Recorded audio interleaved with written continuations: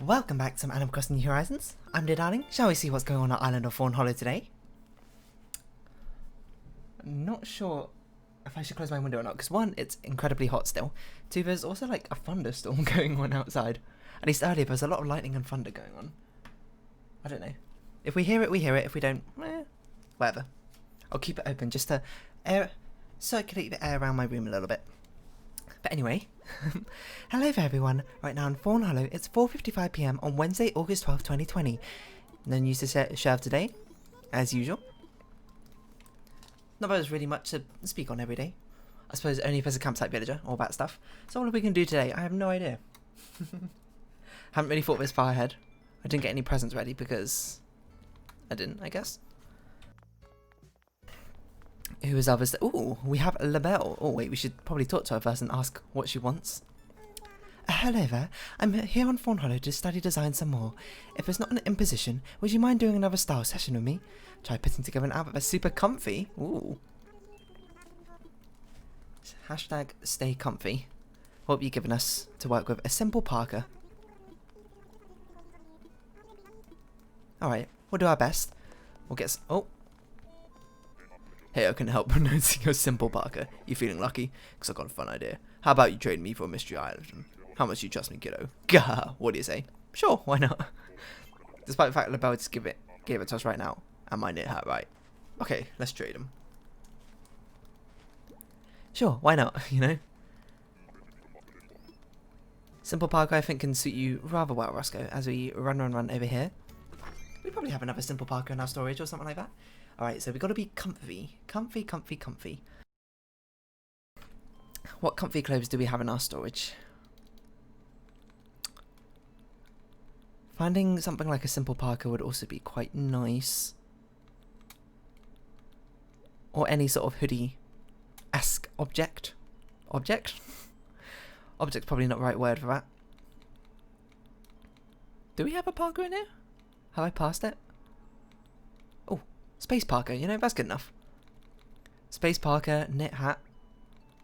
Sounds like a good combination so far. What else we got going on? Okay, simple parka, knit hat. I pressed the wrong button. I apologise. Let's try and grab some shorts and skirts. Something comfy. Do we have like sweatpants or something?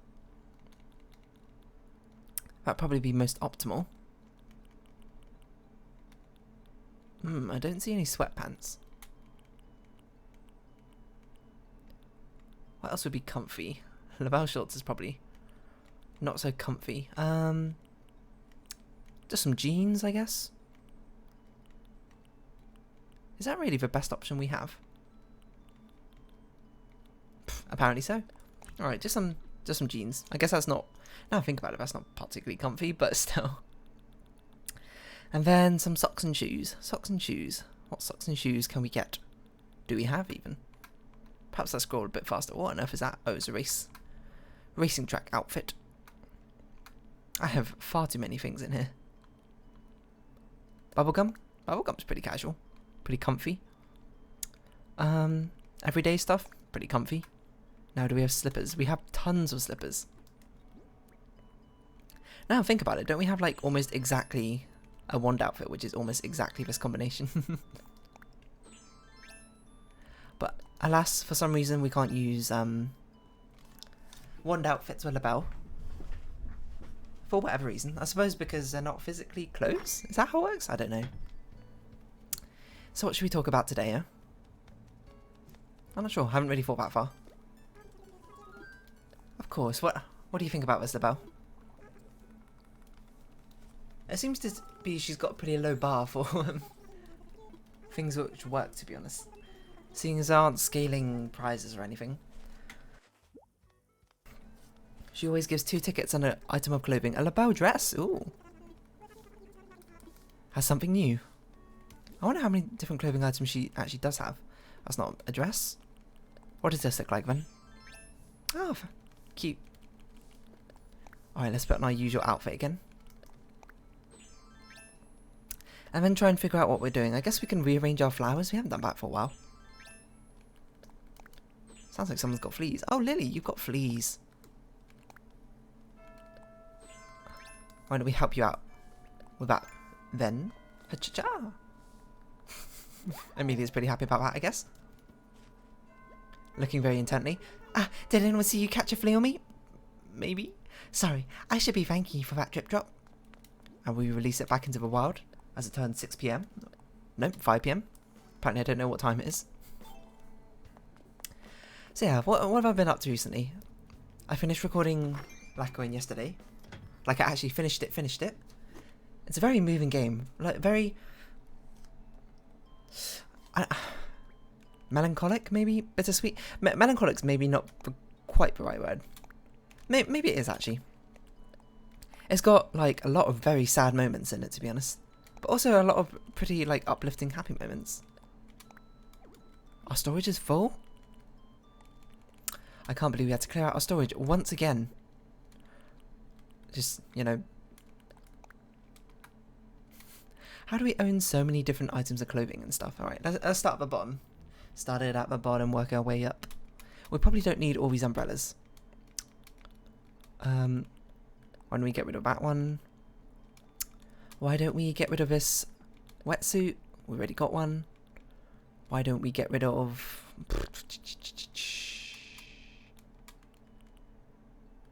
some of these rubber toe sneakers? Some of these slip-on sandals? Can't be too picky here. We don't need this many high tops, I can tell you that. Seems we never change our shoes anyway. Probably don't need all these striped tights. That seems a little bit excessive. I don't know who has tights in every colour of a rainbow. Well, at least I don't.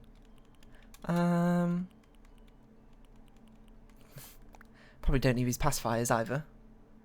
Retro shades are kind of fun.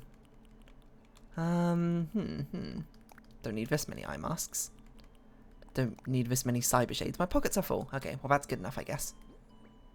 Let's put that furniture item away. And we'll sell this stuff.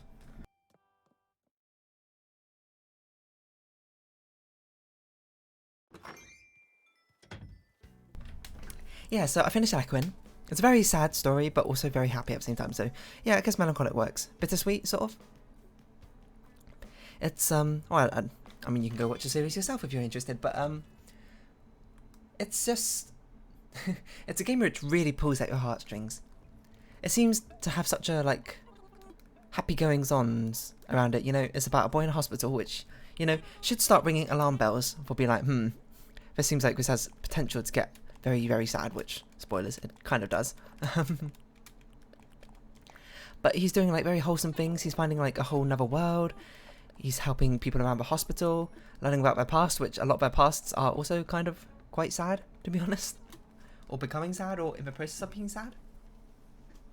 Let me think whose stories you start off with. Whose story? Who's the first story? Winston's?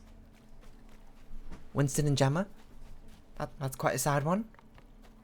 So I can't really talk about this without spoiling it, so everything I say is going to be rather vague. So you start off with Winston and Gemma. That's a very sad one. A currently sad one. Just the ongoing situation is a very rough situation, to be honest. And then the next story is about Tony, I think? Tony, which is actually probably one of the happy ones. Actually, that's not true. I just remembered a bit about it. Okay, there's one part of it that's really, really sad, but then, like, it turns around to being quite happy, because of a present-day scenario, I suppose. It gets, like, a mini form of redemption. And then, who's next? Kisaburo, I think? That's quite a sad story.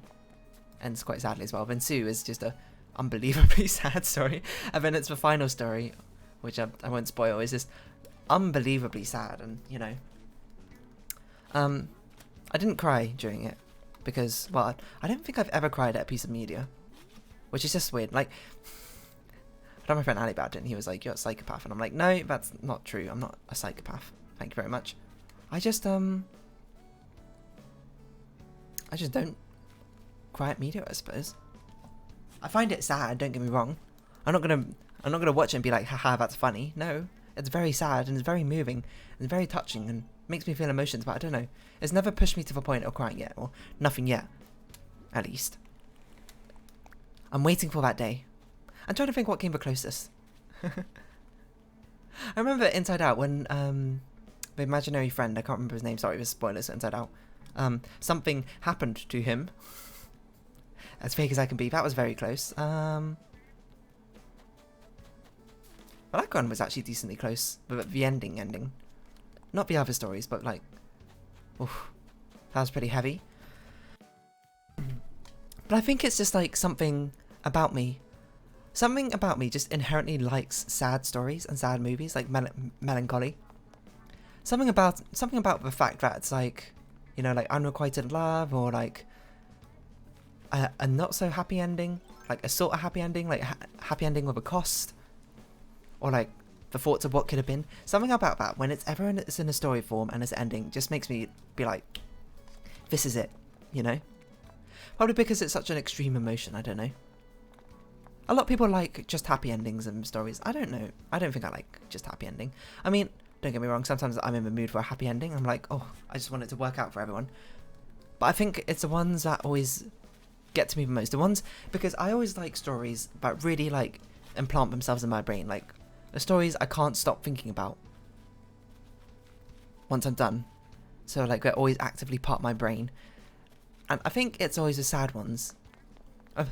Not just completely sad, not like despairingly sad, but sad ones with like, it had like a glimmer of hope, but it was just not quite there. Those are the ones which stick with me to the end.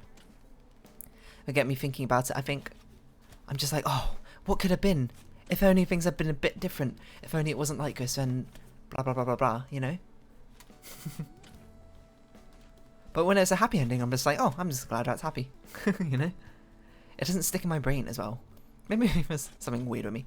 I had this actually when La La Land came out, which, spoilers, if you haven't watched La La Land, go watch it because it's very entertaining. City of Stars. It has a not completely happy ending about the two main characters, I suppose. I'm trying to keep it decently vague, but basically, they have an ending which is happy individually for them, but not happy for them together, I suppose, is how I might put it. It's a rather melancholic ending, and I was talking to a friend about it. And I was like, oh my god, I absolutely loved the ending. And he was like, but it was so sad. And I was like, yeah, that's why I liked it. And he was like, what's wrong with you? And I was like, you know, you got me there. Lady Fox have been calling you Junebug, right? That's pretty cool. Hey, do you mind if I call you Junebug too, pal? Sure, why not? Do it, Axel. Scorn for Junebug. And that really got me thinking about how much I really like melancholic endings. I don't know. Like, really emotional stories. They're just what I love. Lucky for you, that's what I love. That's what I love. Things of like great sacrifice, or like things will never be the same, you know?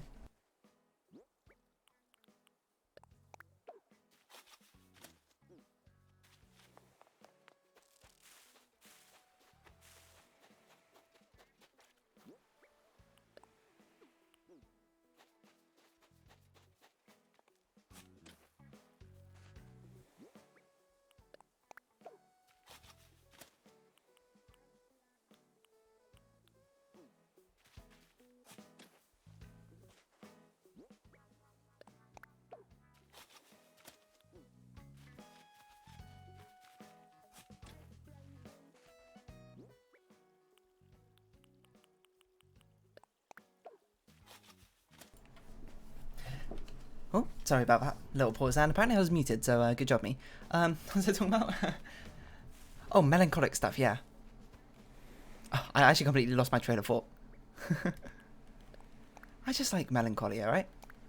Maybe I like wallowing in sadness too much. Alright, that's a bit of a dark view. which is not really what I was going for. More like, I don't know. It feels very visceral, maybe. What you feel when you feel sadness. It's sort of like, you feel the lows so you can feel the highs, right? That sort of thing. Maybe that's why I like it. I don't know. I just like... Also, maybe I have like an association in my mind with sadness being part of character development. Because I feel like we sort of go hand in hand quite well. Not saying that, of course, other emotions can't be invoked through character development, or other character development, or character development can't invoke other emotions. But I just feel like sadness character development is one of the bigger ones, you know. How characters deal with grief and all that. And not just grief, but, you know, what could have been and what never will be, that sort of thing. Oh, I was talking about La La Land, right? Yeah, La La Land was actually great at that. Such an upbeat movie for most of it. I mean, you see the highs and then like the mids and the lows of a relationship, and then you get to the end and it's like, oh, it seems like it's worked out for them, and then they get that one peak of what it could have been had things just been slightly different. Just like maybe they spent a little bit more time trying to work with each other or something like that, and then... Sorry, I guess that's kind of a spoiler. Now I think about it. I was trying to be vague about it, wasn't I? And now it's kind of not vague anymore. What should we do? I guess we'll give out presents. We've got 15 minutes. And it's just that glimpse and their reaction. And then the fact they just keep going. It's just... It's moving. It's inspiring, you know? Maybe it's like, you know, seeing other characters go through grief, being like, oh, you know, makes you feel less alone. Isn't it literally like Misery Loves Company? Or that? When you feel sad, you kind of like to watch sad things. Because it's sort of like you're not doing it alone. Now... Mind you, I'm not going to say I'm sad all the time, because that's just not true, to be honest. I can get sad sometimes and get melancholic. I'd say I'm more reminiscent in general. Or maybe melancholic. I wouldn't say I'm like particularly sad all the time. Or most of the time, to be honest. I'm pretty alright with how things are right now, to be honest. I mean, they could be better, but they could always be better, you know. They could be worse as well. It ain't half bad, as you might say. Alright, we got our fruits ready. Now we've got to grab some wrapping paper. I'm trying to think, oh, you know what? This probably explains a lot as well. Not explains a lot, as expected as well. But my favourite anime is an anime called Madoka Magica, which is very popular. It's one of the, not the original, but one of the earlier ones, I think, of the magical girl genre. Except for it's a pretty dark-esque twist, I suppose, on it. Which is, that's kind of spoilers if you haven't seen it, I'm sorry. If you haven't seen it and you are an anime fan, go watch it. It's great. I mean, now think about it, if you're an anime fan, you probably already watched it. It's quite highly well known, isn't it? Lots and lots of people know about it. And it's my favourite. And I'm just going to give you mild... I'm not going to give you contextual spoilers, but just like mild general spoilers. It's got a lot of sad bits in it. And I think it's just a very raw, powerful emotion. You know, that gets unlocked when characters go through grief and that sort of thing. Oh my god, it's so hot right now. I really want to turn on my fan, but it's too hot. It's too noisy, unfortunately. It's okay, I'll deal with it. Obviously I don't want to overheat or anything. Oh, why am I selling stuff? I meant to buy some wrapping paper. Oh, we also already have a gift in our inventory. I didn't realise that. Didn't need to make a 11th one, but you know. That's just how she goes. What other really sad movies are out, or media properties, I should say, are there out there? I mean, a lot of them are sad. They always have sad moments in them, like, of course, Harry Potter. Everyone knows in the final books, some of the... Not even the final books, actually, leading up to it as well. A lot of the deaths are very sad. But I feel like a lot of people's reactions to like their favourite character dying are probably different from mine. Perhaps I look at it to like an outsider perspective looking in, you know. I'm obviously upset when my favourite character dies from an inside perspective looking out, but from an outside perspective looking in, I'm like, oh man, this does wonders for the story. Think how much it's going to push the other characters. Think about the grief and how much it'll develop. Maybe it'll give them new motivations. Maybe we'll see another side of them, all that sort of thing. The only times I get annoyed with a character dying, I suppose, is I'm like, if it was pointless, or if it like has no effect, has no representation, not representation, has no like impact or anything, and it just felt pointless. It was more like, you know, grief for the sake of grief, rather than grief for the sake of development or pushing a narrative or something like that, you know. It's sort of like, oh, look, I did a sad thing. Isn't that sad? That's not how you should use sadness. Sadness is a delicate thing to be used lightly, and when used at the right opportunities, has probably the biggest impacts I think you can have. I mean, it's a thing that people always talk about in like their favourite media properties. If it's one that involves death, character death, there's one things that people talk about like, oh, when that character died, I just I had to stop and put down the book for a while or something like that, you know? I think that's the classic El Clasico, the typical one. Because when you catch the readers or the consumers of a media property at that very right moment, then that's just it. Aw, thank you, Lily. What you got to say, Amelia? I got bright and early in today, Dan. After all, you know what they say, the early eagle gets her to-do list done. That's fair enough. What was I saying? Also, Diana was walking around here earlier, wasn't she? Where's she gone? I could have sworn I saw her, but maybe she didn't. Maybe she's in her home? But yeah, isn't it like sadness? Those are the moments that stick in your mind. The sad moments and happy moments. Which is interesting, because I'm pretty sure I remember reading something about, like, something about, was it articles or headlines that emotions can invoke, and how often people share them? Something like that. And sadness like had like a negative modifier, which means if your headline or article was something which made people sad, they were less likely to share it compared to something that would make them happy or angry. I think anger was the top one, the top emotion. If you cause outrage with your headline, there you go. That gets people to share it. I'm trying to think, is that true for media as well? Not like sharing it, but like most impactful moments maybe. I feel like when you get angry at media, that's a bad thing, you know? When you get angry at because of what an article does. Or maybe it's I'm comparing two different things there, aren't I? Getting angry at an article is the same as getting angry at media, but getting angry because of what the article invokes is the same as getting angry because of what the media invokes. You're not angry at the media. Because that kind of sounds like you don't like what the media is doing, right? Rather than like a character invoking certain emotions. Like I'm sure Game of Thrones has those moments. I've never seen it, but I know a certain character called Joffrey kind of incites a lot of rage into people. You know, villains, good villains, I think will tend to do that. Tend to be like, oh, I hate your guts, but you love to hate their guts, that sort of thing. But you know, because it's always with villains and it's always with someone you're angry, maybe you don't relate with them as much, so it's not as impactful. I guess you get like jubilation when the villain gets defeated, but when the hero or the main character or someone you like gets a sad moment happen to them, aren't those the moments which stick you most? Pop it. A butter churn. Apparently I do know how to make this already. I don't know.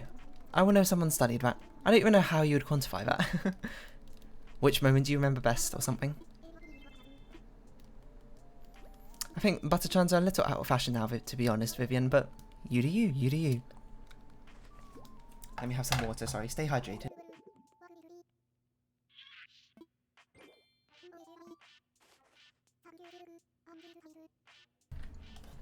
You know what media property, not media property, but what media form, I suppose, media medium, that I think was really emphasizes how much I like melancholy is in music, in songs and things. I always find that my favourite songs are always like ballads or like emotional driven like songs, and they don't have to be completely sad, but if they have like that tinge of sadness to them. Like my favourite pop song is Titanium by David Guetta and Sia, featuring Sia. I don't know what order it's in. Which you might say is not completely a sad song. It's not like a sad ballad. It kind of is. It's more like a sad situation of being strong in the face of adversity, right? So like, how is Savannah? Wait, looks like this one. Blow over, thanks for your help, Fetch. I actually completely forgot we delivered that. But we got something for you. Audi. But like sad songs, like my favourite songs in like anime and that sort of thing, always the sad songs.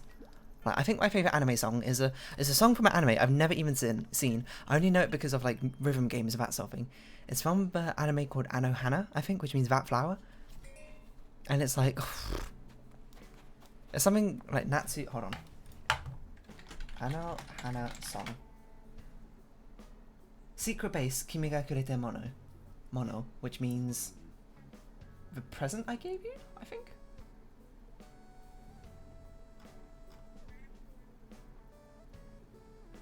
Wait, what is that? Kimi ga kureta mono. The thing I gave you? Something like that? What does it mean? Secret base, what you've given me. Kimi ga... Oh, kureta means given. Yeah, that's right. Mono. Okay, that makes sense. Sorry, just trying to say, practicing my Japanese there. That is my favourite anime song. And it's a very sad song. And it's probably even sadder if you know the context behind it, which I don't. I do plan to watch anime someday. What are you going to say? Something, something, something. It's just so... It's slow moving, it's sad, it's heartfelt. And it's my favourite song. I like my K-pop songs that I really like. Like G-Friend Rough, Memoria, that sort of thing. I love those power ballads. Not power ballads, just general ballads. Of really moving songs of like sad things. Unrequited love, you know? I wonder if that reflects on me. I don't know. Do I have unrequited love going on? Not that I'm aware of, but if I am, there you go. Unrequited love for myself. How does that work? I don't know.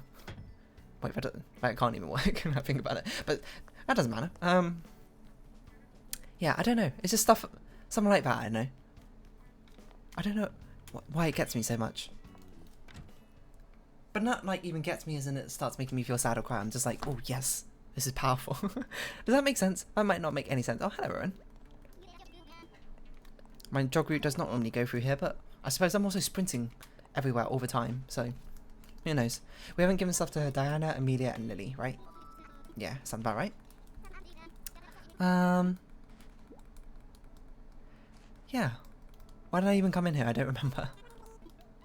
I want to sell some things, I suppose. Oh, I want to sell these. Oh, don't sell that butterchurn. Butterchurn.